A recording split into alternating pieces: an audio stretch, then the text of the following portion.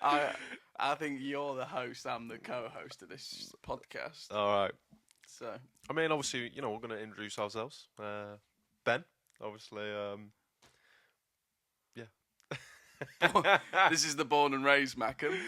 Yeah, so obviously from Sunderland, born and raised in Sunderland, been here for 26 years. Had the depression all your life. Yeah, literally, yeah. Been here since the Premier League, came down to League One, got very depressed, then we're back to the Championship. I'm Brandon. I did not grow up here, and I didn't support Sunderland until I moved here. And it's been a rough ride already.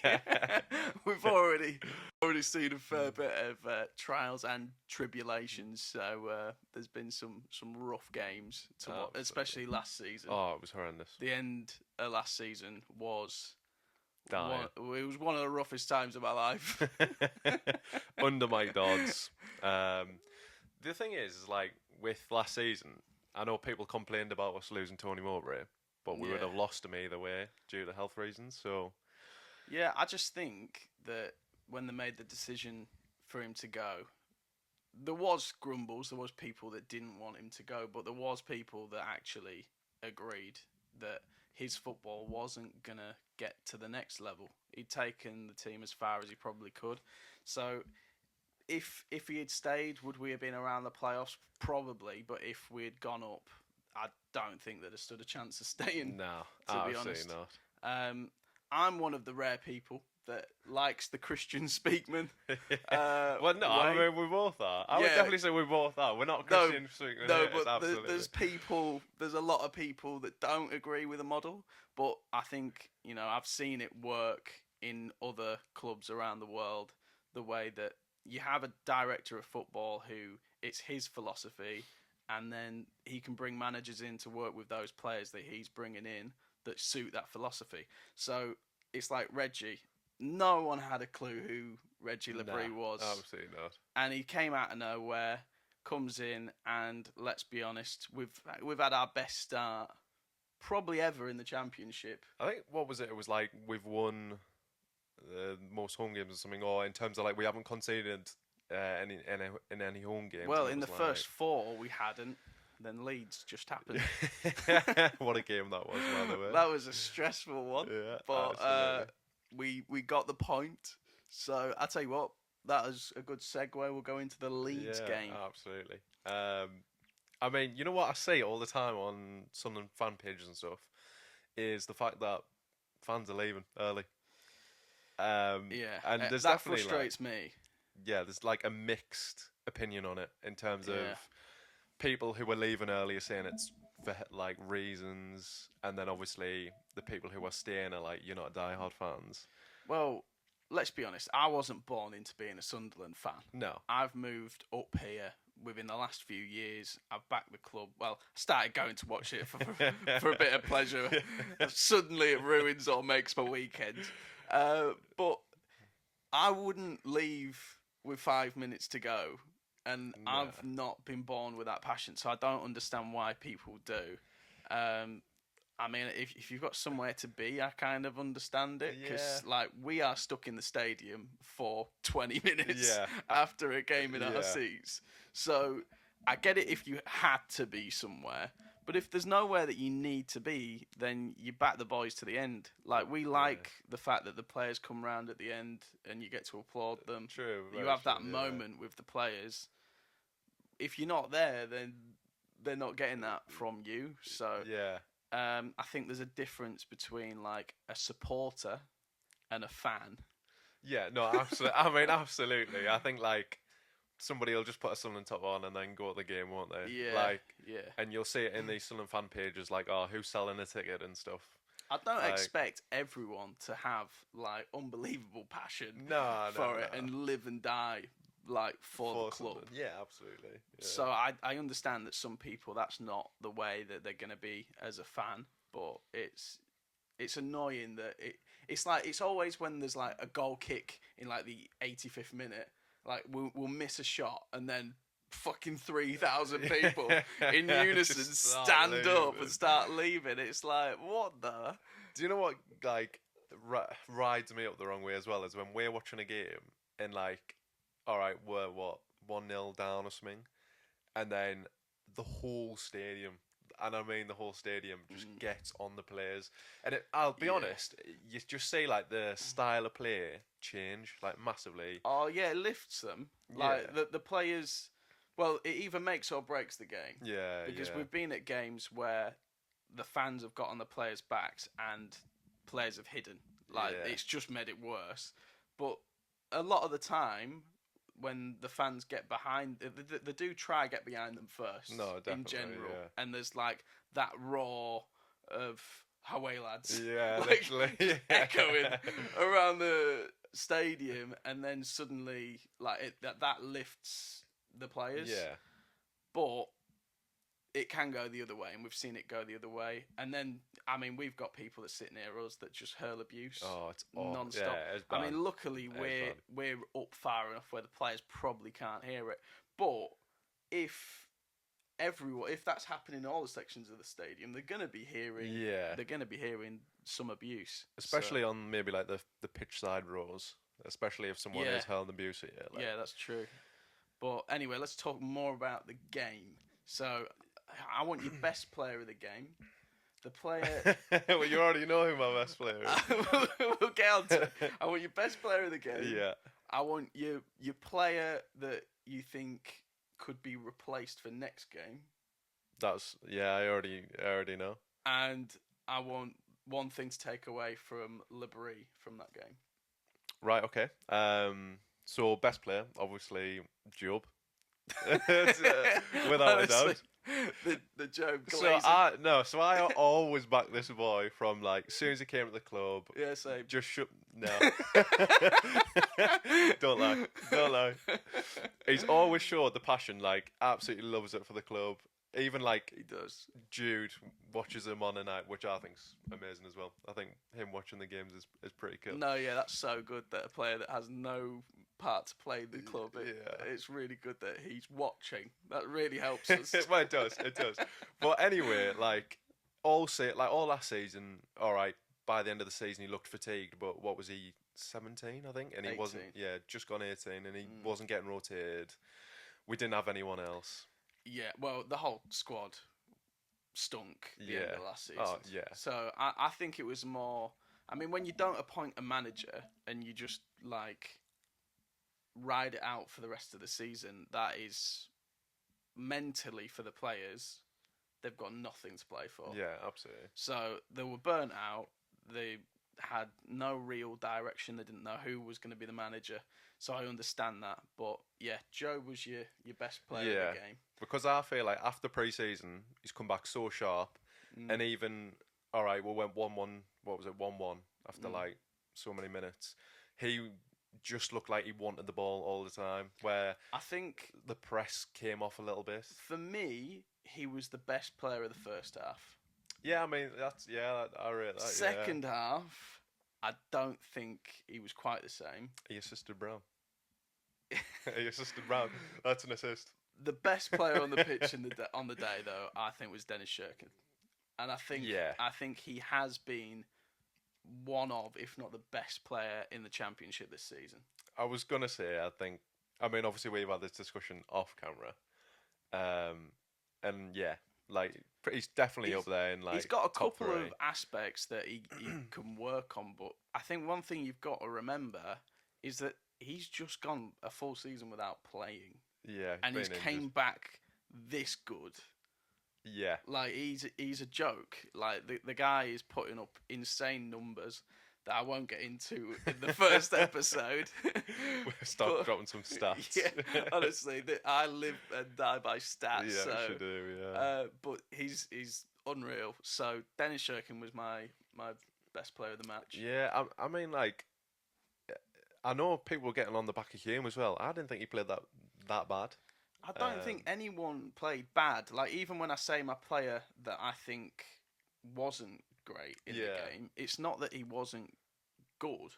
Yeah, it's like he had aspects that were good, and that was Dan Neil. Yeah.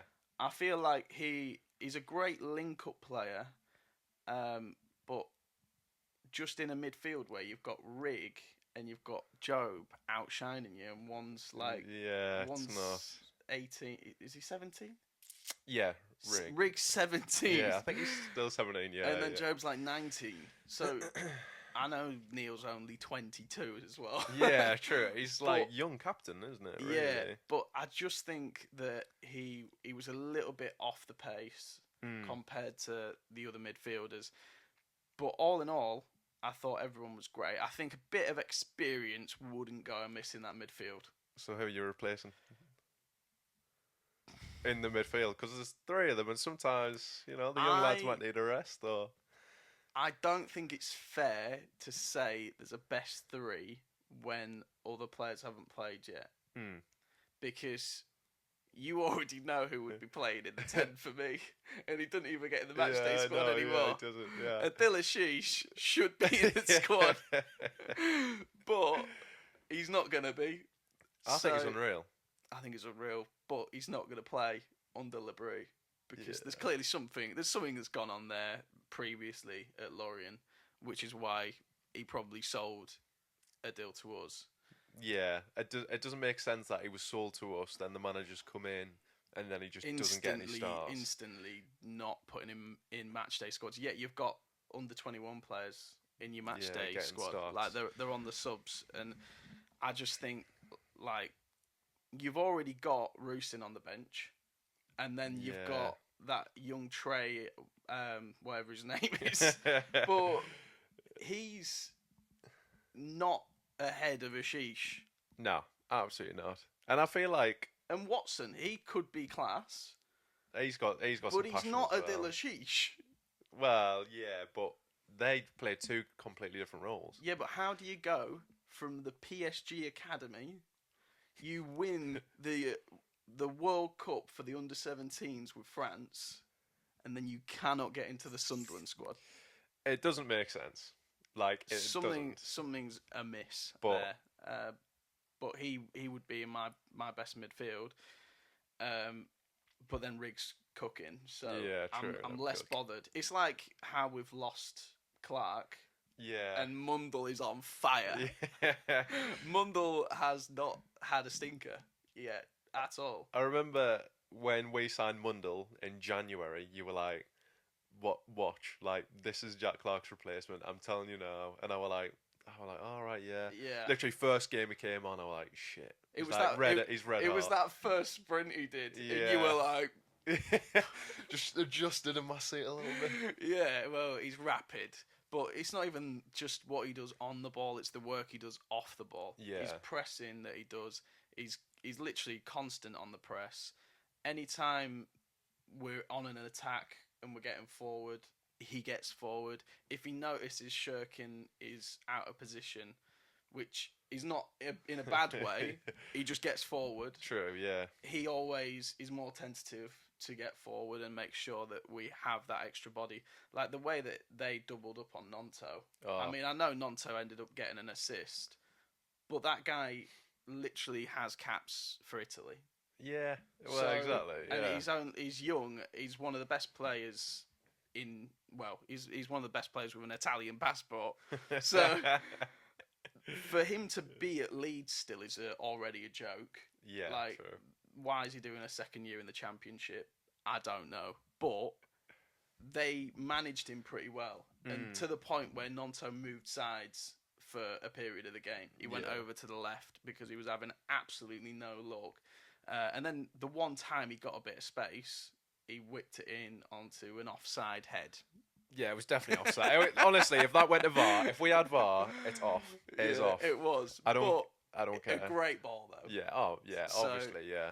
And obviously, I mean, a good goal. He just sort of slotted it in. Yeah. So, for me, Dan Neil would be the guy that, from the game, just didn't do enough over the full 90 minutes for me. I think he ended up in defence a lot. Yeah, so I saw this in an interview. It was like Labrie basically said that the 5-3-2 didn't work. At the end of the game, he literally said it didn't work. But he was making Dan Neil drop in. Yeah, and I think it might have been more tactical to why Dan Neil wasn't as good as Dan Neil usually is. Yeah, well, literally, yeah. I'm not knocking Labrie though, because look at where we are. He's a monster. He's But an absolute monster. I just don't know if Dan Neil's the right player to play that role. Probably not. No. Even like obviously everyone's excited for Samed coming into the team. Yeah. No. Absolutely. Champions League minutes and everything. I don't think anyone's watched him. From what I've seen on Twitter, I don't think any Sunderland fans have watched him. Why? What's being said? Well, everyone thinks he's a out and out DM. Right. He is not. He's more like he's box to box. Yeah. But he's better in the attacking phase than he is defensively. Right. He's good defensively. In terms of blocks and in terms of interceptions, not going to tell you the numbers. But his tackling numbers are actually pretty bad. Yeah. So he's not an out-and-out DM. Right. So I don't think you could take Neil out as much as I would like someone more competent at times. Yeah, true. Yeah. Then I don't think Samed is that guy. I think Samed suits more the Job role.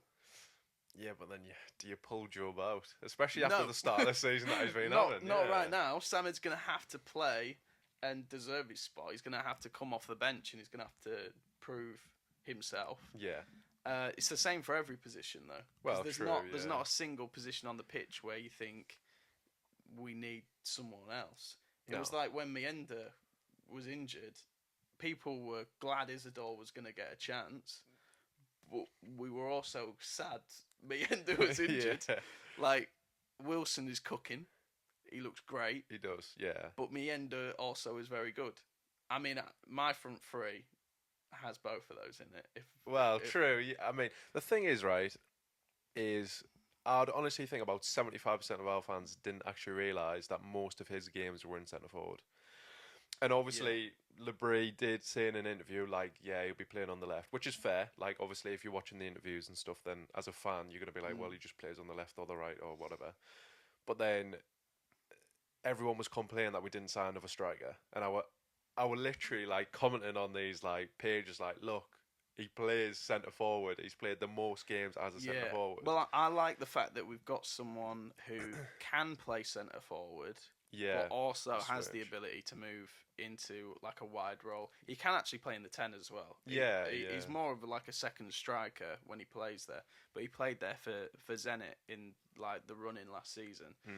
And he was good at it. He wasn't getting bags of assists. Like he's not the creative spark of the team. Yeah. But when you play for Zenit, I mean, you don't need to be, because there's players like Vendel that are in the midfield that are creating all the chances anyway. Yeah.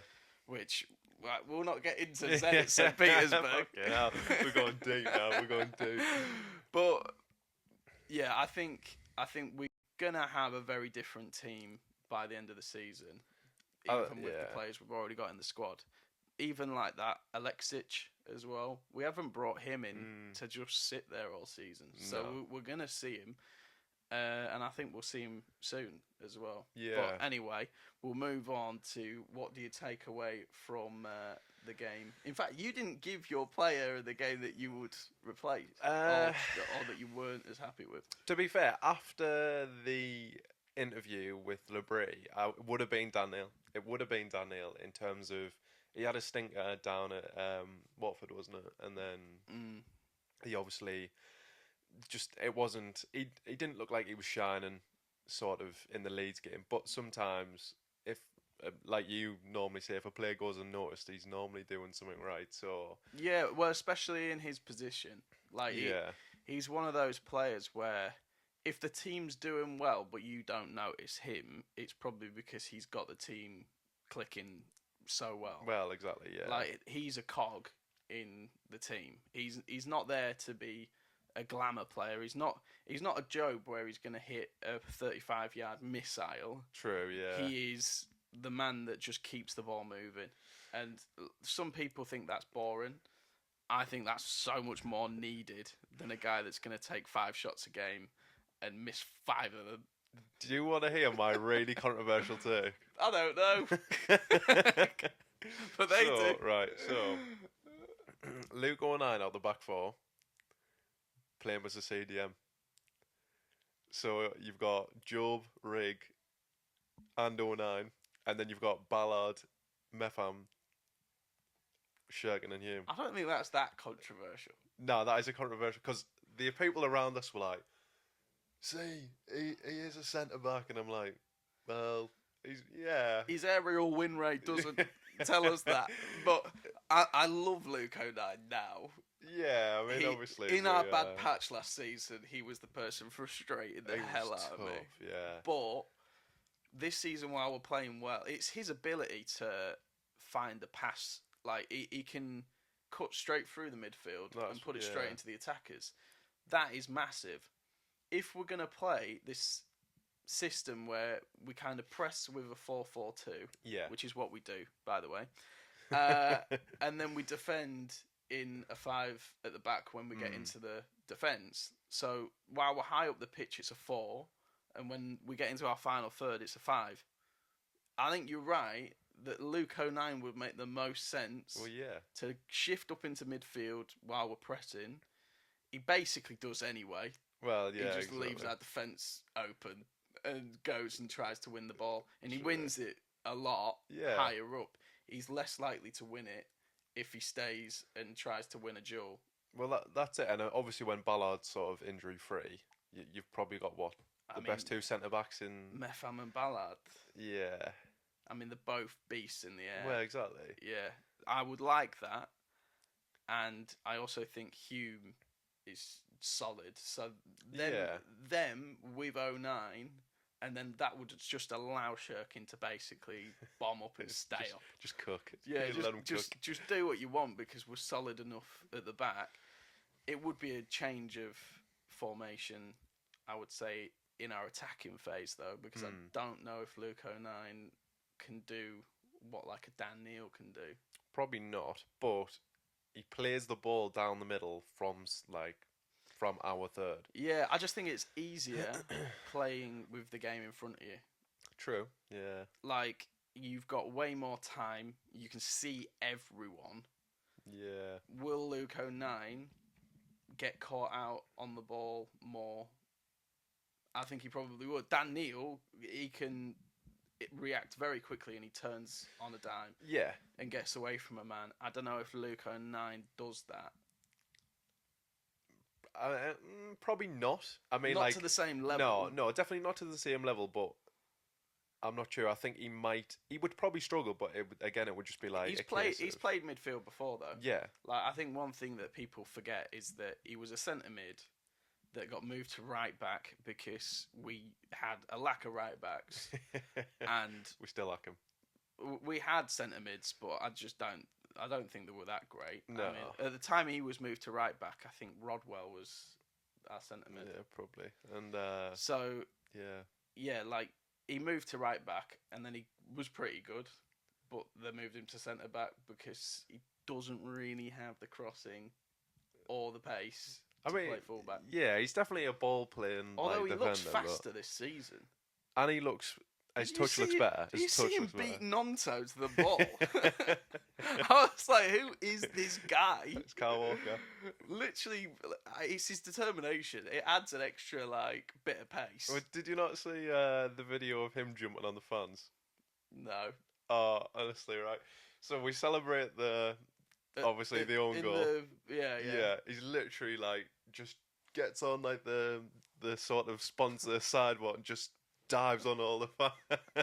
I love him, and I think in terms of a leader, you need them in your team. Yeah. So I think that the breed does have an issue here where he needs to find a way to get. For that to work. He needs to find a way to get Luke O'Neill in this team, but he also needs to find a way to have Ballard and Metham on the pitch. Well, exactly. You can't just drop somebody who was wanted by Everton for 22 million. No. You don't just be like, oh, sorry, your place has been took by Luke O'Neill. Well, he's just got a new contract as well. Exactly. And he is our best centre-back. Yeah. I know Metham started well, but what we've got to remember is that Metham isn't our player. No. So his contract runs out, though, at the end. Yeah, and if he has a good season, he'll probably come back.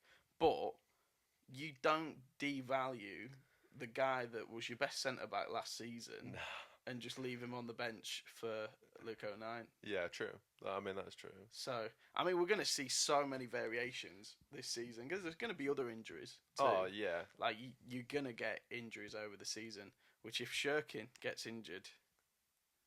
Bad. It's a bad day, it's going to be such a bad. But then again, who do you play there? You've got Selt, but he can't do exactly what Shirkin's doing right now. Absolutely not. Well, from what we've seen, Bennett is apparently training to play there. I mean, but not even making matchday squads. No. So that training can't be going great. Do you know who I'd like? Do you know who I'd like to see actually come back? It's Triantis. So he's on loan currently at Hibernian, isn't he? He's a centre back though. Play him as a CDM. Really? Yeah. They're playing him as a CDM, and he's cooking. I don't know. He actually looks like he's cooking. Know. He actually looks like he's cooking. He's good, but what we've got to remember is he's playing in Scotland. Yeah, it's like League One, isn't it? Yeah. I'm clipping that. I'm clipping that.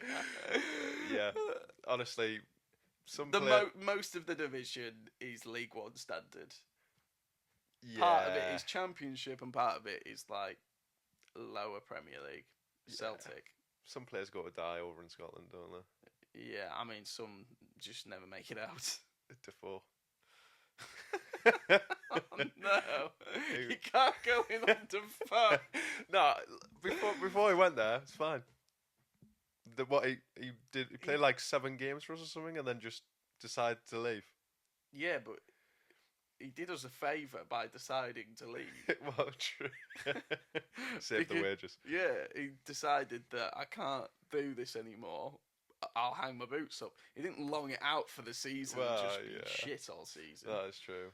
That would have been worse. Yeah, I'd have been. If he'd have just stayed and stunk the place out. But I think he was probably having injections and all sorts to get through games. Probably, yeah. It wasn't. I mean, he was. I don't even know how old he was when he was like 37. Shit. Right. Yeah. Okay. So I don't think he was. He wasn't in his heyday anymore, was he? No. So like when he left Sunderland. When he first left Sunderland, he was already fairly finished. Yeah, he was pretty old. Like, I mean, where did he go? Was it Rangers, wasn't it? Or was it Bournemouth? Did he go Bournemouth first? Maybe, yeah. I can't remember, but I just know he came from Rangers. I think. Yeah. Well, when he came back, yeah, he came from Rangers, and yeah, he did. He stunk. I mean, look, but he's still Jermaine Defoe. Yeah, obviously. So, I mean, get the guy a statue. I think there should be a statue of our starting 11 right now. To be fair, if we win the league, I reckon. Luke O'Nien. Yeah. Luke O'Nien statue. I love it.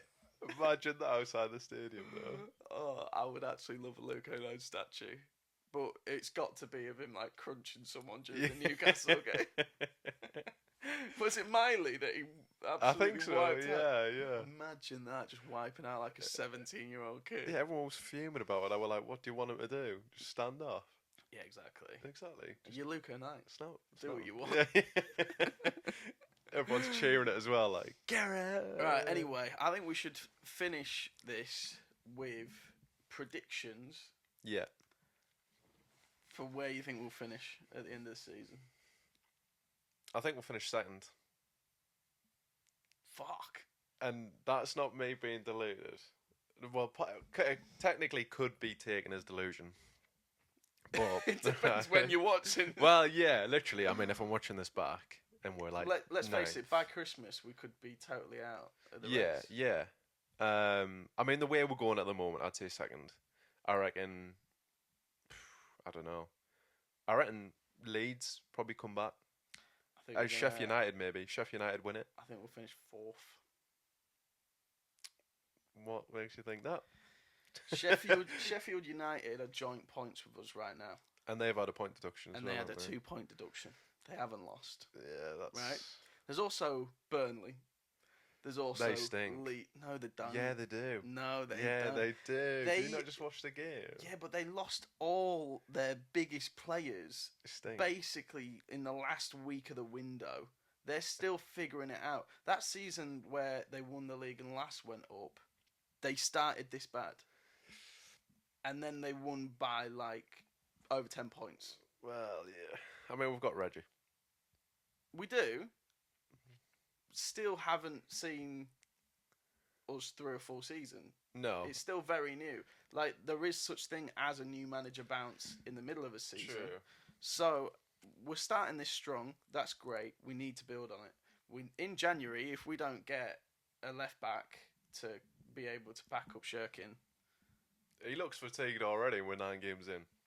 well, it's hard to go from missing a season to playing, what, 40...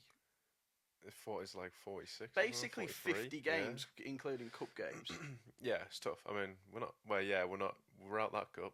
No, but hopefully we'll have a run in the FA Cup that starts I don't in think January. we need any. I think he'll just spawn the worst starting 11 we have just to get out of it. No, I would. no. Oh, I would No. do it. Well, no, we need Focus on the something. league. We need a cup run.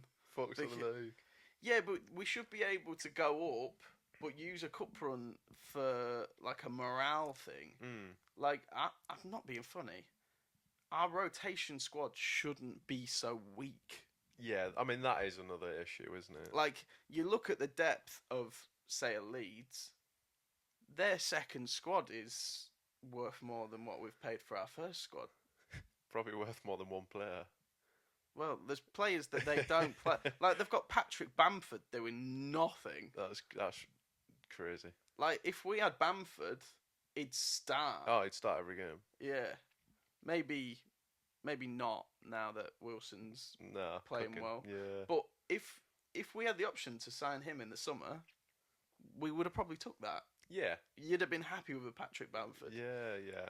Doesn't guarantee you promotion, No, absolutely not. but I mean he's better than what we had last season. Well, so. true. I honestly do think from this, let's just say we won 1-6, lost 2, and drew 1 or something. For the next every sort of couple of games. So obviously I think between 9, every 9 games that's how it was. You'd go up. If we can get to January in the top 3, then I think we'll go on and get promoted. True. But if we fall away, then we'll probably sign another 6 players from Romania and bloody Belgium and Russia and all sorts, and then it'll be like, oh yeah, here's the load more 18-year-olds. I know who to sign. Oh God. I know who to sign right now. Who? Henderson. He's at Ajax. He's having he's not fitting in. He's not settling well. He's looking for a loan move back to the Championship or Prem. He won't come to Sunderland. He would. I'm telling you. Imagine being the person who got us up. What do we reckon? Do we reckon Do we take Jordan Henderson back to Sunderland? I don't know about that one. I'll take him. I'm taking him. He'd be class. Yeah, he would. He'd be levels above everyone that we've got now in midfield. Like, the guy's won Champions Leagues, Premier Leagues, Well, exactly. everything. I just don't know if he comes. I don't know. Prem teams in front of us. But If we're in first in January, maybe. But I don't know if we look like we're in a battle. maybe not. I mean, look, you're gonna hear it first. Henderson, I'll see you in Jan. Jordan Henderson to Sunderland. Here we go.